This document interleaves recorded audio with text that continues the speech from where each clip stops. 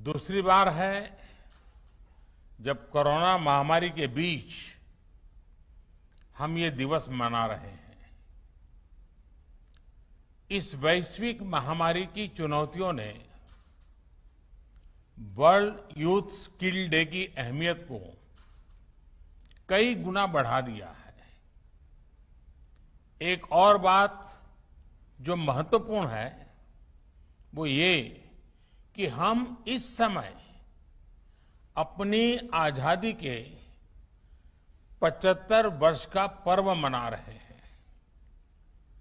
21वीं सदी में पैदा हुए आज के युवा भारत की विकास यात्रा को आजादी के 100 वर्ष तक आगे बढ़ाने वाले हैं। इसलिए नई पीढ़ी के युवाओं का स्किल डेवलपमेंट एक राष्ट्रीय जरूरत है। आत्मनिर्भर भारत का बहुत बड़ा आधार है। बीते 6 वर्षों में जो आधार बना, जो नए संस्थान बने, उसकी पूरी ताकत जोड़कर हमें नए सिरे से स्किल इंडिया मिशन को गति देनी ही है। साथियों, जब कोई समाज स्किल को महत्व देता है तो समाज की अपस्किलिंग भी होती है, उन्नति भी होती है। दुनिया इस बात को बखूबी जानती भी है, लेकिन भारत की सोच इससे भी 2 कदम आगे की रही है।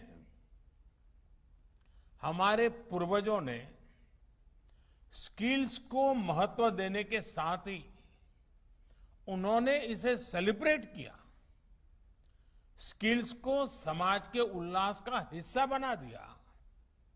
आप देखिए, हम विजयादशमी को शस्त्र पूजन करते हैं, अक्षय तृतीया को किसान फसल की कृषि यंत्रों की पूजा करते हैं, भगवान विश्वकर्मा की पूजा तो हमारे देश में हर स्किल, हर शिल्प से जुड़े लोगों के लिए बहुत बड़ा पर्व रहा है।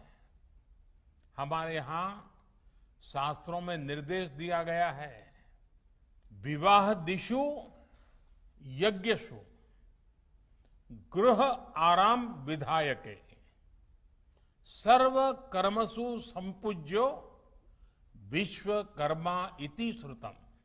अर्थात विवाह हो, गृह प्रवेश हो या कोई और यज्ञ कार्य, सामाजिक कार्य हो, इसमें भगवान विश्वकर्मा की पूजा, उनका सम्मान जरूर किया जाना चाहिए। विश्वकर्मा की पूजा यानी समाज जीवन में अलग अलग रचनात्मक कार्य करने वाले हमारे विश्वकर्माओं का सम्मान, स्किल का सम्मान। लकड़ी के कारीगर, मेटल्स का काम करने वाले, सफाई कर्मी, बगीचे की सुंदरता बढ़ाने वाले माली, मिट्टी के बर्तन बनाने वाले कुम्हार, हाथ से कपड़ा बुनने वाले बुनकर साथी, ऐसे कितने ही लोग हैं जिन्हें हमारी परंपरा ने विशेष सम्मान दिया है। महाभारत के भी एक श्लोक में कहा गया है, विश्वकर्मा नमस्तेस्तु विश्वात्मा विश्व संभव। अर्थात जिनके कारण विश्व में सब कुछ संभव होता है, उस विश्वकर्मा को नमस्कार है। विश्वकर्मा को विश्वकर्मा कहा ही इसलिए जाता है क्योंकि उनके काम के बिना, स्किल्स के बिना समाज का अस्तित्व ही असंभव है। लेकिन दुर्भाग्य से गुलामी के लंबे कालखंड में स्किल डेवलपमेंट की व्यवस्था हमारे सोशल सिस्टम में, हमारे एजुकेशन सिस्टम में धीरे धीरे कमजोर पड़ती गई। साथियों, एजुकेशन अगर हमें ये जानकारी देती है कि हमें क्या करना है, तो स्किल हमें सिखाती है कि वो काम वास्तविक स्वरूप में कैसे होगा। देश का स्किल इंडिया मिशन इसी सच्चाई, इसी जरूरत के साथ कदम से कदम मिलाने का अभियान है। मुझे खुशी है कि प्रधानमंत्री कौशल विकास योजना के माध्यम से अब तक 1.25 करोड़ से अधिक युवाओं को ट्रेनिंग दी जा चुकी है। साथियों, मैं एक और वाक्य के बारे में आपको बताना चाहता हूं। एक बार स्किल डेवलपमेंट को लेकर काम कर रहे कुछ अफसर मुझे मिले। मैंने उनसे कहा कि आप इस दिशा में इतना काम कर रहे हैं, क्यों ना आप ऐसे स्किल्स की एक लिस्ट बनाइए जिनकी हम अपने जीवन में सेवाएं लेते हैं। आपको हैरानी होगी, जब उन्होंने सरसरी नजर से लिस्टिंग की तो ऐसी 900 से ज्यादा स्किल निकली जिनकी हमें अपनी आवश्यकताओं के लिए जरूरत होती है। आप अंदाजा लगा सकते हैं कि स्किल डेवलपमेंट का काम कितना बड़ा है। आज ये जरूरी है कि लर्निंग आपकी अर्निंग के साथ ही रुके नहीं। आज दुनिया में स्किल्स की इतनी डिमांड है कि जो स्किल होगा वही ग्रो करेगा। ये बात व्यक्तियों पर भी लागू होती है और देश पर भी लागू होती है। दुनिया के लिए एक स्मार्ट और skilled man power solutions Bharat दे सके, ये हमारे नौजवानों की स्किलिंग स्ट्रेटजी के मूल में होना चाहिए। इसको देखते हुए ग्लोबल स्किल गैप की मैपिंग जो कि की जा रही है, वो प्रशंसनीय कदम है। इसलिए हमारे युवाओं के लिए स्किलिंग, रीस्किलिंग और अपस्किलिंग का मिशन अनवरत चलते रहना चाहिए।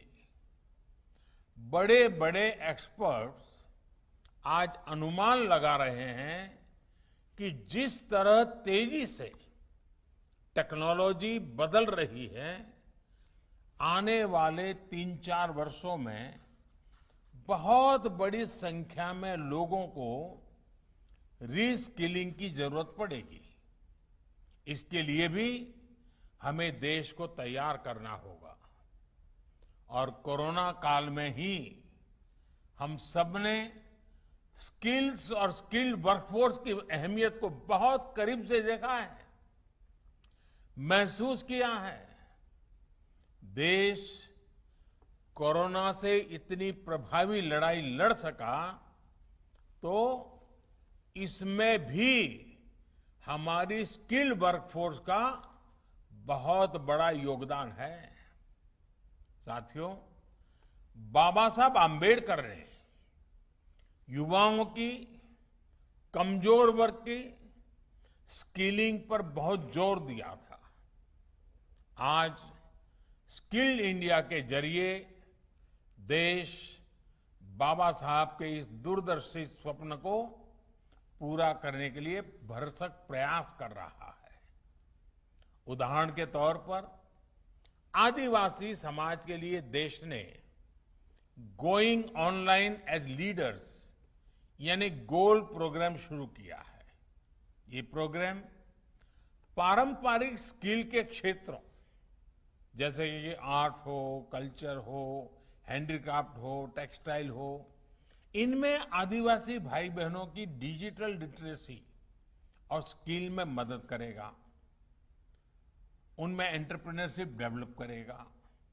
इसी तरह वनधन योजना की भी आज आदिवासी समाज को नए अवसरों से जोड़ने का एक प्रभावी माध्यम बन रही है। हमें आने वाले समय में इस तरह के अभियानों को और ज्यादा व्यापक बनाना है। स्किल के जरिए खुद को और देश को आत्मनिर्भर बनाना है।